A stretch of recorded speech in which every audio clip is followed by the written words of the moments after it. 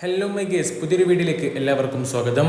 നമുക്കറിയാമല്ലോ, കേരള ബ്ലാസ്റ്റേഴ്സിന് ഇനി അടുത്ത മത്സരമുള്ളത് ഈ വരുന്ന ഫെബ്രുവരി 15 കൊച്ചിയിൽ വെച്ച്, അതായത് ഹോം മൈതാനത്ത് വെച്ച് മോഹൻ ബഗാനെതിരെയാണ്.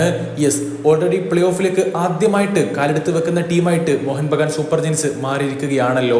കളിച്ച 20 മത്സരങ്ങളിൽ 14 വിജയം, 4 സമനില, 2-2 തോൽവി, 46 പോയിന്റുമായി ഒന്നാം സ്ഥാനത്ത് വിരാജിക്കുകയാണ് മോഹൻ ബഗാൻ. അതുകൊണ്ട് തന്നെ തീർച്ചയായിട്ടും ഈ വരുന്ന ഫെബ്രുവരി 15 ബ്ലാസ്റ്റേഴ്സിനെ മോഹൻ ബഗാനെ തോൽപ്പിക്കാൻ സാധിക്കുകയാണെങ്കിൽ അത് തീർച്ചയായിട്ടും കേരള ബ്ലാസ്റ്റേഴ്സിന് നൽകുന്ന ഊർജ്ജം ചെറുതൊന്നുമായിരിക്കില്ല.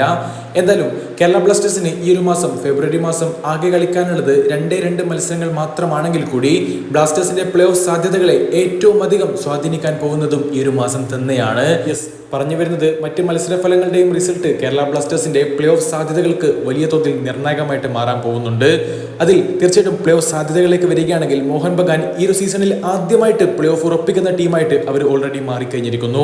ഗോവയും ഏതായാലും 100% പ്ലേ ഓഫിലേക്ക് എത്തും.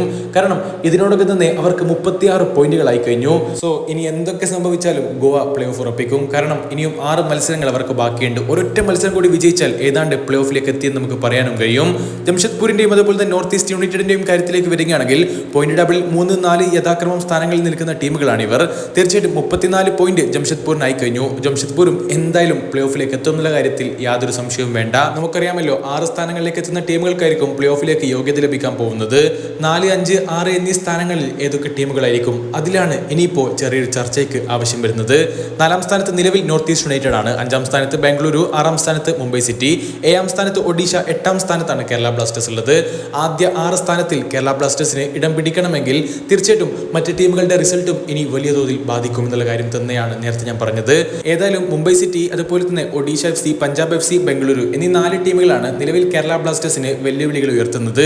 ഈ 4 ടീമുകളും പരമാവധി പോയിന്റുകൾ ഡ്രോപ്പ് ചെയ്യുകയാണെങ്കിൽ ബ്ലാസ്റ്റേഴ്സിന് പ്ലേ ഓഫിലേക്ക് വളരെ എളുപ്പത്തിൽ തന്നെ കയറിക്കൂടാനും പറ്റും. ഒഡീഷയെ 1-2 ഗോളുകൾക്ക് FC ഗോവ തകർത്തിട്ടുണ്ട്. തീർച്ചയായിട്ടും ബ്ലാസ്റ്റേഴ്സിന്റെ പ്ലേ ഓഫ് സാധ്യതകൾ വർദ്ധിപ്പിക്കുന്ന ഒരു കാര്യം തന്നെയാണ് ഒഡീഷയുടെ തോൽവി എന്ന് പറയുന്നത്. ഏതായാലും ഈ ഒരു മത്സരത്തിൽ രാഹുൽ KP ഒഡീഷ FCക്ക് വേണ്ടി ഗോൾ കണ്ടെത്തിയിട്ടുണ്ട്. ആ ഒരു കാര്യം നമ്മൾ എടുത്തു പറയണം. ഏതായാലും FC ഗോവ ഓൾറെഡി പ്ലേ ഓഫിലേക്ക് കാലെടുത്ത് വെച്ച ടീമാണ്. അതുകൊണ്ട് തന്നെ ഒഡീഷ തോൽക്കുക എന്നുള്ളതാണ് ബ്ലാസ്റ്റേഴ്സിനെ സംബന്ധിച്ചിടത്തോളം ഏറ്റവും പ്രധാനപ്പെട്ട കാര്യം. അത് ഇന്ന് സംഭവിച്ചിരിക്കുന്നു. അതേപോലെ തന്നെ ഇന്നലെ മോഹൻ ബഗാൻ എതിരില്ലാത്ത 3 ഗോളുകൾക്ക് പഞ്ചാബ് FCയും തകർത്ത് തരിപ്പണമാക്കിയിട്ടുണ്ടായിരുന്നു. ഏതായാലും ഇതൊക്കെ കേരള ബ്ലാസ്റ്റേഴ്സിന്റെ പ്ലേ ഓഫ് സാധ്യതകൾക്ക് അനുകൂലമായിട്ടുള്ള ഘടകങ്ങളാണ്. കാരണം MBSGയും ഗോവയും ഒക്കെ ഓൾറെഡി പ്ലേ ഓഫ് ഉറപ്പിക്കുന്ന ടീമുകളാണ്.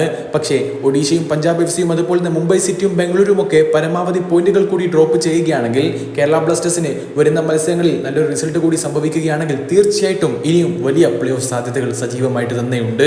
ഏതായാലും അടുത്ത മത്സരത്തിൽ MBSGയും തകർത്തുകൊണ്ട് ബ്ലാസ്റ്റേഴ്സിന്റെ പ്ലേ ഓഫ് സാധ്യതകൾ വലിയ തോതിൽ വർദ്ധിപ്പിക്കാൻ അവർക്ക് സാധിക്കട്ടെ, നമുക്ക് സാധിക്കട്ടെ എന്ന് മാത്രം ആഗ്രഹിച്ചുകൊണ്ട് വീഡിയോ അവസാനിപ്പിക്കുന്നു. അടുത്തൊരു വീഡിയോ വീണ്ടും കാണാം. ചെറിയൊരു ഗുഡ് ബൈ.